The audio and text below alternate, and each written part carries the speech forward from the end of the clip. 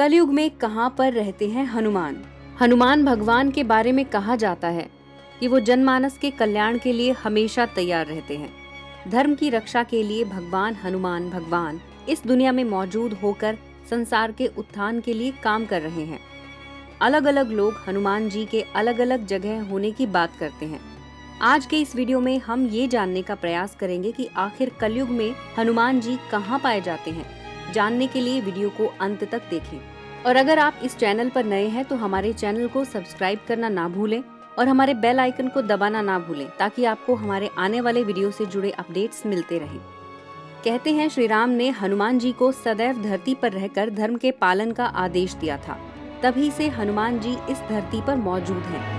त्रेता युग के खत्म होने के बाद हनुमान जी तपस्या करने हिमालय की पहाड़ियों में चले गए।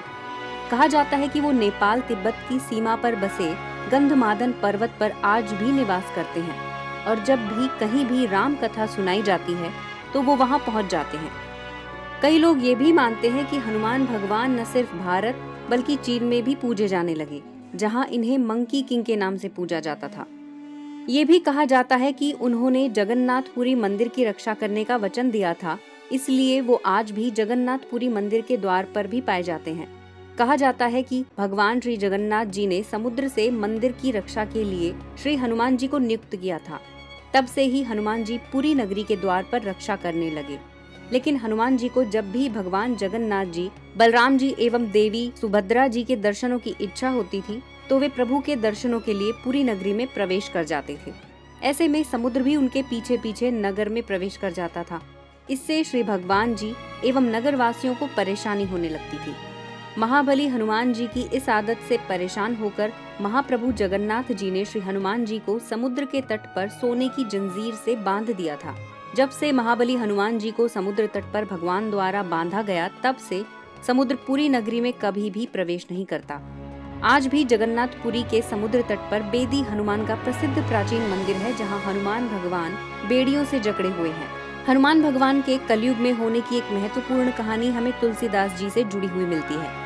कहते हैं कि तुलसीदास जब रोज सुबह नहाने के लिए नदी में जाते थे तो आते वक्त अपने लोटे का बचा हुआ पानी एक बरगद के पेड़ पर चढ़ा देते थे। कहते हैं कि उस पेड़ पर एक प्रेत रहा करता था। उस प्रेत ने तुलसीदास जी से खुश होकर उन्हें बताया कि जिस मंदिर में तुम रोज राम कथा सुनाने जाते हो, वहाँ एक बूढ़ा आदमी रोज राम कथा सुनने आता है।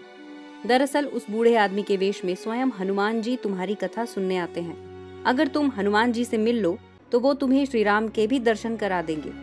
तुलसीदास जी ने ऐसा ही किया। जैसे ही बूढ़ा आदमी कथा सुनकर वापस जाने लगा, तुलसीदास जी ने उन्हें पकड़ लिया और उनके चरणों में पड़ गए। इससे उनको न सिर्फ हनुमान जी बल्कि आगे चलकर श्री राम के भी दर्शन हो गए।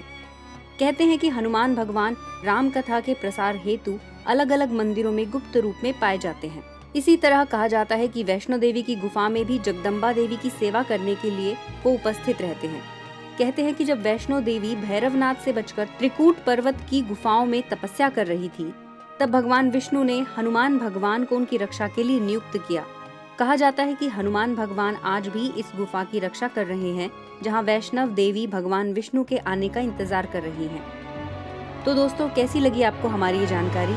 ऐसे ही हनुमान भगवान से जुड़ी सच्ची और रोचक जानकारियों के लिए हमारे चैनल से जुड़े रहिए। जय बजरंगबली।